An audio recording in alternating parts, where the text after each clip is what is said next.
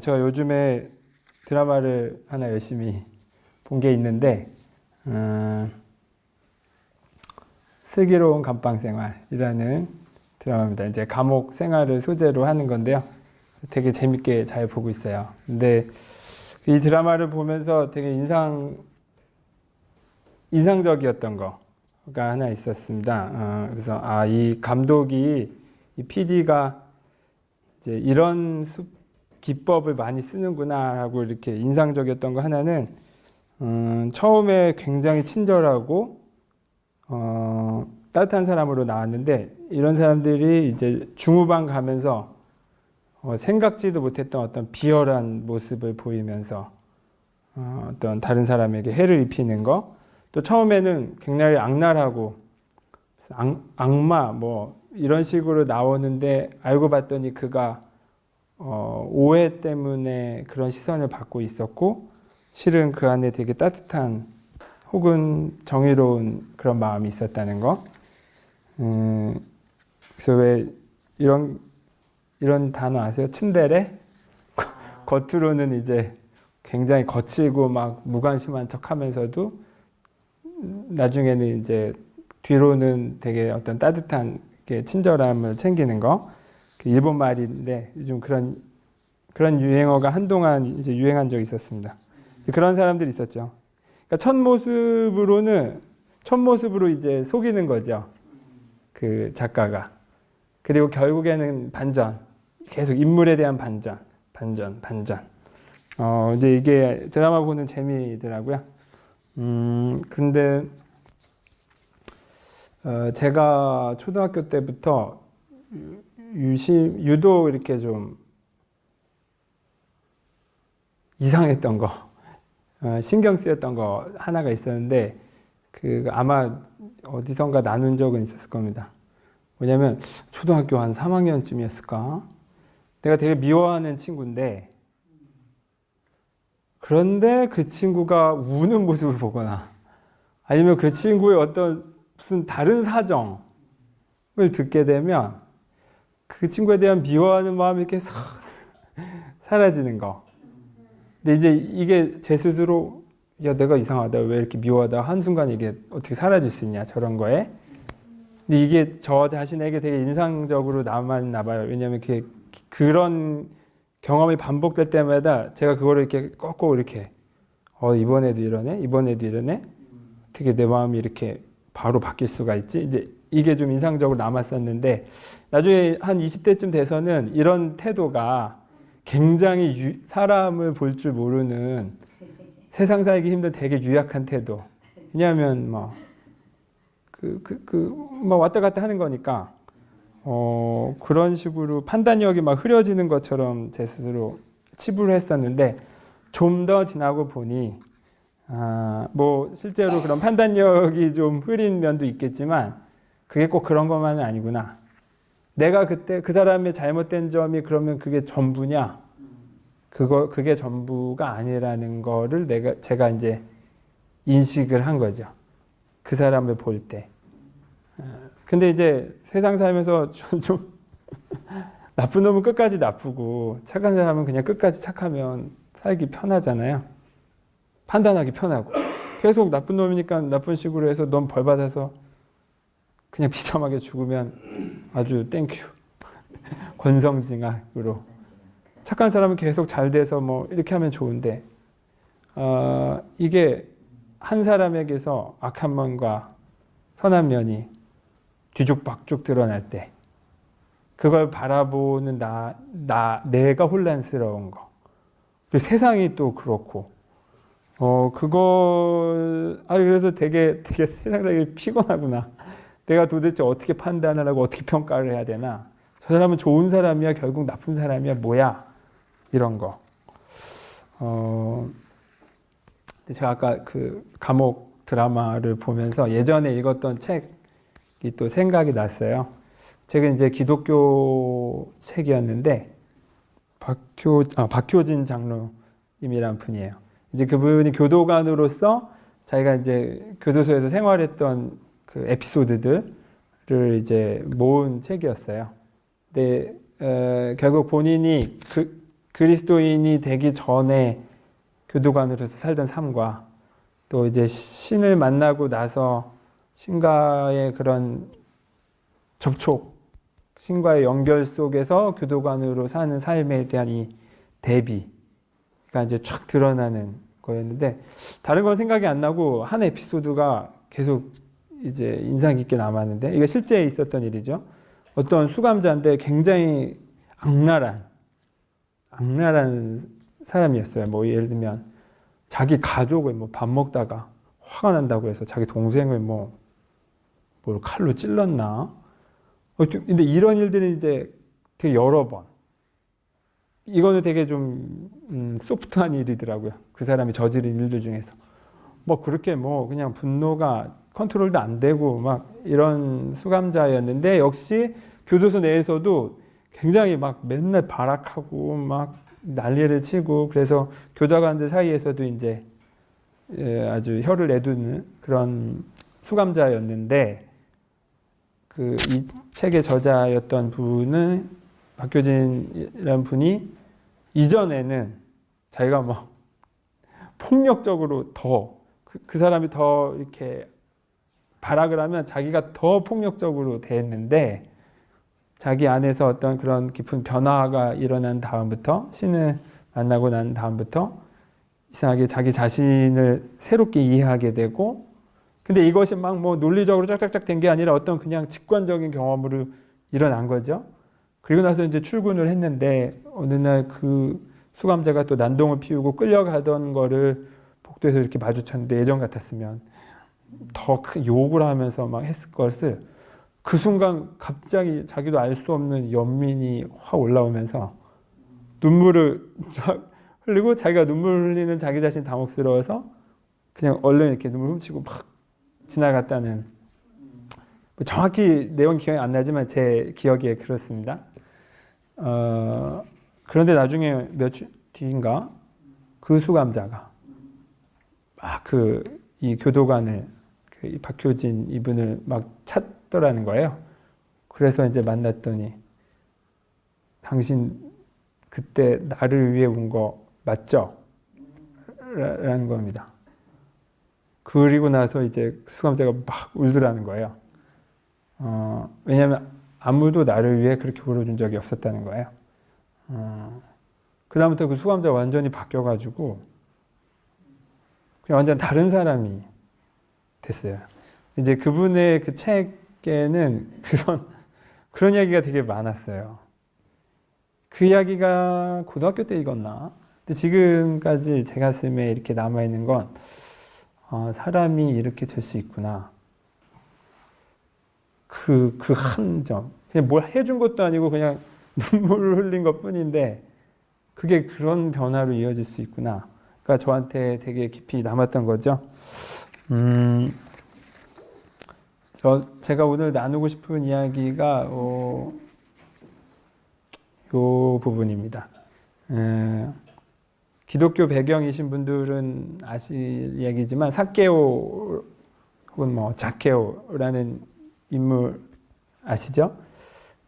간단히 말씀드리면, 성경에 이제 나오는 인물인데, 예수님께서 여리고라는 그 동네를 이제 들어가셨는데, 거기에 그러면 이제 당시 예수님이 슈퍼스타였는지 사람들이 와 몰려드는데, 예수님을 보려고 모여들었는데, 그 중에 그 동네 이제 세리관, 그러니까 세리, 그 세금을 걷는 장인 셈이죠. 그 사람도 궁금해서 이제 예수님 보러 나왔어요. 근데 키가 작아가지고 안 보이니까 제가 뽕나무에 올라가서 예수님을 이렇게 구경하고 있는데, 예수님께서 오시더니 삭개오를 보고 나서, 삭개오야 어서 내려오너라. 오늘은 내가 내 집에 묵어야겠다. 그러니까 영문도 모르는지 삭개오는 막 즐거워가지고 내려와서 예수님을 자기 집으로 모시죠. 근데 이것을 보고 사람들이, 삭개오 저 사람 아주 나쁜 놈인데, 죄인인데, 왜냐하면 당시에 이스라엘이 이제 우리 일제시대 식민지배처럼 로마의 지배하에 있었고, 그리고 그런 상태에서 세금을 걷는다라는 건 결국 약간 매국노의 느낌과 동시에 또 아마 모르긴 몰라도 어떤 부정부패가 있었겠죠. 세금 관련해서. 뭐 그랬는지 모르겠지만 아무튼 그 지역 사람들로부터는 아주 나쁜 놈이라는 비난을 받던 사람인데 예수님이 이제 너네 집에 가자라고 한 거예요. 그리고 나서 이제 밥을 먹는데 자꾸 사람들이 수군거리니까 삭개오가 자리에서 일어나서 시키지도 않은 말들을 해요. 예수님께 주님 보십시오. 제 가진 재산의 절반을 가난한 사람들을 위해 나누겠습니다. 그리고 그동안 제가 부당하게 뺏은 게 있으면 그에게는 4배로 갚겠습니다. 라는 말을 쫙 하고 났더니 예수님께서 삭개오를 보고 말씀하세요. 오늘 구원이 이 집에 이르렀다. 이 사람도 아브라함의 자손이다. 인자는 잃은 것을 찾아 구원하러 왔다. 이렇게 말씀하고 이야기가 끝나요. 제가 성경에서 가장 좋아하는 이야기 중에 하나입니다. 왜냐하면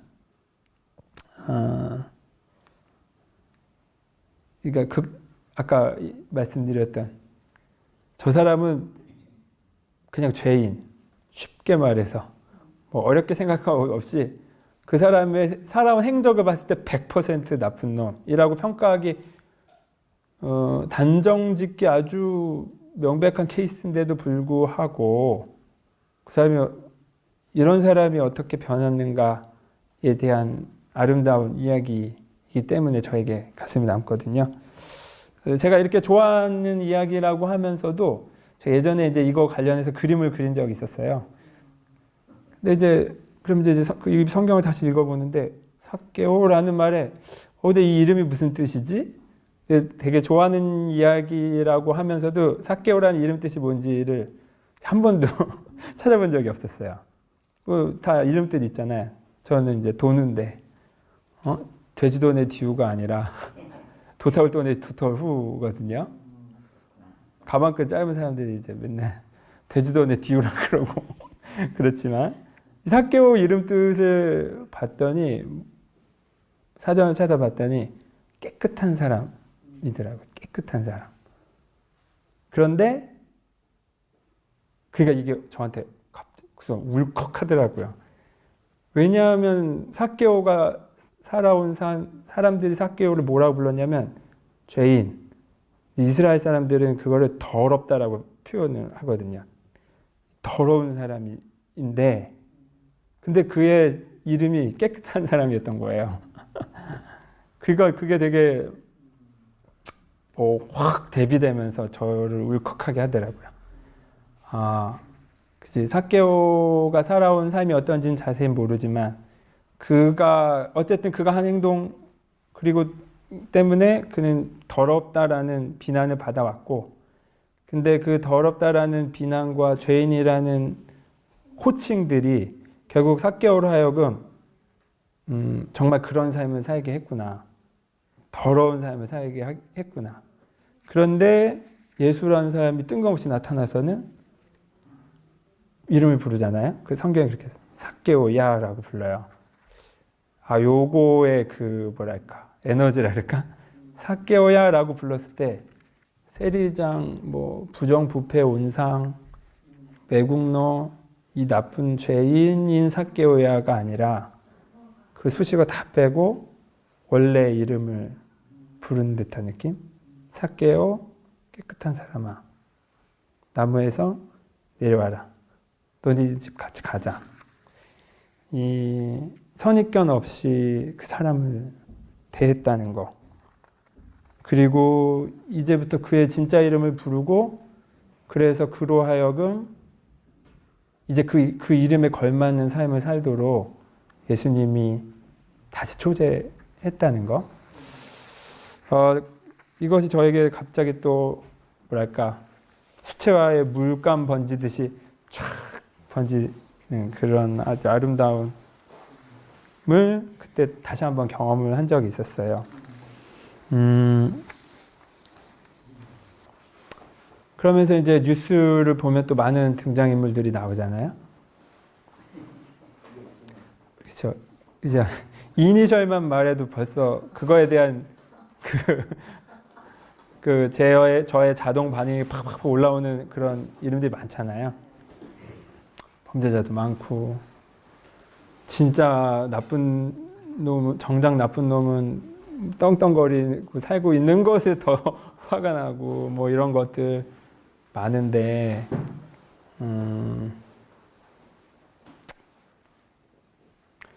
그냥 편하게 야, 이 나쁜 놈아 라고 하면 나도 편하죠. 진짜 나도 편해. 세상 살기 편해. 그러면. 그런데 그게 정말 그건가? 내가 정말 그를 다 알고 하는 말인가?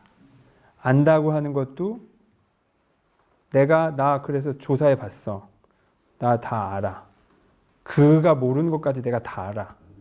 라고 한들 그 안다라는 게 전에 주님인가 재훈님께서 말씀하셨듯이 우리가 안다라는 인식이 실은 그 한계 안에서 안다는 거잖아요. 그 넘어서까지의 더 큰 어떤 전체 의식 안에서 이 전체 어떤 영의 통일장 안에서 보면 그거 완전 다른 얘기인데 예수님은 이제 그거 전체에서 보신 거겠죠. 그러면서 저 안에 막 비난과 비판과 평가가 막 올라오면 우선 뭐 올라오는 건 올라온 거니까 그렇지만 그래. 그런데 이게 그래서 그의 마지막 이름인가? 이 나쁜 놈이 이 나쁜 놈아가 그의 정말 진짜 이름인가? 라고는 이제 단정을 내가 지을 수 없는 그동안 배운 게 많아서 그런지 그리고 이제 나도 내가 지금 알고 있는 것 너머에서 그의 존재의 진짜 이름이 있다는 것 이제 그것을 자꾸 떠올리게 되더라고요. 그러면서 근데 하나 제가 좀 이거는 좀 오해하면 안 되겠다 했던 것 중에 하나는 뭐냐면 이런 좋은 마음으로 그래서 그 나쁜 놈임에도 불구하고 제가 이렇게 친절하게 대한 적이 이제 있어요. 연습을 해본 거죠. 저 딴에는 어린 시절에도. 그런데 그렇게 해서 이 사람이 사케오처럼 팍 뭐 그때 수감자 그 악랄했던 수감자가 하루 아침에 변했던 것처럼 확 내 눈앞에서 변하면 해피엔딩인데 그런 일들은 사실 뭐 아예 없지는 않지만 한 열에 한 두세 번 있을까? 잖아요. 그러면 그가 나는 이렇게까지 친절하게 했는데 그가 결국 다시 똑같이 어떤 잘못을 했을 때 갑자기 생각나네.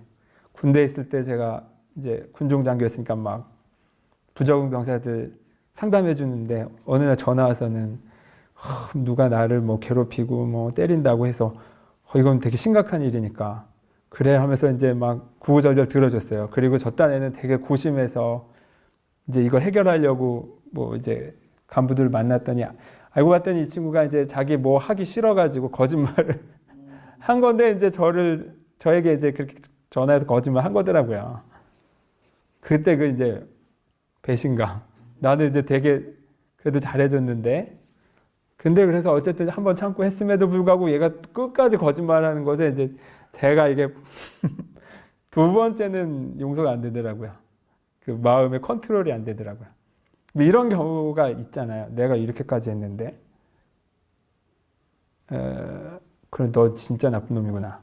그러면 이제 또 결론을 질 것인가. 뭐 마찬가지죠. 요란다의 그 표현이 아주 정확하다고 생각합니다. 결과에 구애됨 없이 사랑을 발산하라. 내가 악하다고 평가되는 사람에게 그 악함을 잠깐 내려놓고 그를 있는 그대로 대한다고 했지만 제 안에 아직까지 내가 이렇게까지 했으니까 너 이 정도는 변해줘야 되는 거 아니냐라는 결과를 제가 쥐고 있었던 거죠. 그것마저도 그건 내 몫이 아니라는 거. 내 역할은 그저 잘 보고 내가 할 수 있는 사랑을 발산하는 것. 그 사랑의 발산의 결과는 내 몫이 아니라는 것. 이것을 좀 알아야 할 것 같아요. 어쩌면 내가 죽든 그가 죽든 죽을 때까지 변화가 안 일어날 수도 있겠죠. 그러면 나는 실패한 것인가? 라고 생각하지 않습니다. 육체로서의 삶의 수명으로 봤다면 뭐 그건 실패라고 할 수 있겠지만 그 육체 너머의 우리 영의 실존에서는 결국 한결같은 내 사랑의 발산과 표현은 그의 존재에 결국 계속적인 보이지 않는 영향을 끼쳤고 그가 살아있든 죽어있든과 상관없이 그의 존재와 그의 영이 그것에 응답을 하면서 나에게 감사하고 있고 이 세상에 감사하고 있다는 것. 전에 왜 유진님께서 말씀하셨던 마샤님의 아버님이 돌아가신 후에 이제 그런 미안하다, 내가 잘 몰랐다, 고맙고 사랑한다. 결국 모든 영혼이 그 말을 하는구나. 그것이 저는 이제 확 그냥 이제 알겠습니다. 삭개오는 예수님을 만난 그 자리에서 단지 그 일이 일어났을 뿐이지 그때가 언제이냐의 차이일 뿐이지 그 순간은 모든 존재에게 있어서 동일하다는 것, 반드시 있다는 것. 그때 그래서 저희 원본이 없어서 그냥 저기 뽑아서 왔어요. 네. 무슨 그림인지 아시겠어요? 근데 거꾸로 됐어 지금. 일부러 거꾸로 보여주는 거. 그렇죠. 아니 이게 원래 그림이에요. 예수께서 삭개오와 위에서 이불을 덮고 있는 건데 삭개오는 집에 가서 주무셨으니까. 근데 그 이불을 뽕나무 삭개오가 올라갔던 뽕나무. 근데 삭개오가 내려왔잖아요. 그래서 그 내려온 거를 그냥 이렇게 나무를 뒤집어서 예수님과 내려왔고 그것이 예수님과 이제 한 이불 덮고 뭐 밤새 즐거운 이야기를 나누는. 그리고 여기 삭개오를 뭘로 그릴까 하다가 키 작은 부자 하니까 떠오르는 사람이 있어서 요즘 우리나라에 그 이건희 회장 삼성 예. 하지만 뭐 그게 티는 안 나지만 그냥 그 마음으로 들었어요. 왜냐하면 그 당시 이 그림을 그릴 때 예, 예수님이 한 이불에 넣어라는 게 제 마음에 한번 걸리더라고요. 넣고 싶지 않은 거죠. 제 평가가 아직 남아있는 거죠. 그러면 그건 내 평가고 예수께서 그래서 그걸 거부할 것인가? 그럴 리 없구나. 그게 누구든 간에 그는 그의 이 세상에 살면서 자기의 어떤 역할을 한 것뿐이고 그가 바뀌어야 된다 말아야 된다의 문제가 아니라 그를 바라보는 내가 얼마나 그 에고 넘어서를 볼 것인가 말 것인가의 문제, 그건 나의 과제였을 뿐이기 때문에 이것을 이제 다시 한번 마음에 새기면서 똑같지는 않지만 어쨌든 그 마음으로 그려놨습니다. 그때 이 묵상하는 글을 적었는데 그것을 읽고 제가 마치겠습니다. 참고로 참 이 여리고 이 예수께서 삭개오를 만난 성이 여리고 성인데 그 여리고 성이 예전에 왜 10개 영화에 보면 그 모세 나오잖아요. 그 모세가 이제 이집트 떠나서 약속의 땅 뭐 가나안으로 들어가는데 그 가나안에 들어간 초기에 여리고라는 아주 이제 그 동네를 지나야 되는데 아주 막강한 성이어서 굉장히 힘든데 7바퀴 돌았더니 뭐 성이 무너졌다 이런 얘기가 구약 성경에 있어요. 그 동네예요. 그러니까 삭개오의 동네가 여리고였구나. 그냥 믿음으로 돌았을 뿐인데 그게 무너진 이야기까지 한번 담아서 넣어봤습니다. 더러운 놈, 모두가 날 그리 부르길래 바람대로 더 더러운 짓을 해 주었습니다. 꺼져버려. 모두가 날 그리 밀치길래 내가 먼저 더 세게 밀쳐냈습니다. 누가 먼저 밀었는지 이젠 기억나지도 않습니다. 그저 핏발설인 작용, 반작용만이 되풀이될 뿐입니다. 나와 그들 사이의 장벽은 높아만 가고 오름의 비난이 그름의 반발을 점점 떳떳하게 만들었습니다. 아무도 기억해주지 않았고 나조차 잊었던 내 이름. 그걸 당신이 처음 부르자 여리고성이 무너졌습니다. 나는 깜짝 놀라 맨발로 뛰어내렸고 당신은 집에 가자 하셨죠. 이 집의 주인은 실로 당신이었습니다. 깨끗한 사람 삭개오, 하나님의 자녀 삭개오. 그제야 평생 움켜쥐며 살았던 주먹이 풀리고 본래 내 것이 아니었던 것을 제자리에 돌려놓습니다. 아껴둔 새 이불을 꺼내드렸는데 당신은 같이 덮자 하시네요. 비난도 칭찬도 없이 나의 맨 이름이 불린 오늘 나는 잃었던 고향으로 돌아왔고 깨끗한 구원이 이 집에 머뭅니다. 예수께서 그 삭개오에 보고 이 사람도 아브라함의 자손이다라는 표현을 썼는데 그 표현은 우리 표현대로 하자면 이 사람도 신의 자녀다. 이 사람도 참된 존재다라는 표현을 할 수 있겠죠. 본래 자기 이름 김춘추의 꽃처럼 저마다 다 내 이름이 불려지기를 기다리고 있구나. 내 진짜 이름, 내 이 에고로서에 붙은 여러 이름들 말고 그 너머의 존재의 내 참된 이름이 불려지길 원하고 있구나. 그 이름 하나가 안 불려서 이렇게까지 악에 바쳐서 사람들이 살고 있고 나 또한 그 두려움 속에서 인정받고 싶어서 혹은 복수하고 싶어서 이 정당하게 내 이름이 불려지지 못한 것에 따른 아마 나도 모르고 하는 행동들이겠죠. 그 모든 정신 이상적인 행동들 너머에는 실은 사랑에 대한 간절한 갈구가 있다는 것, 그것을 제 마음에 다시 한번 새기고 여러분과 나누고 싶었습니다. 감사합니다.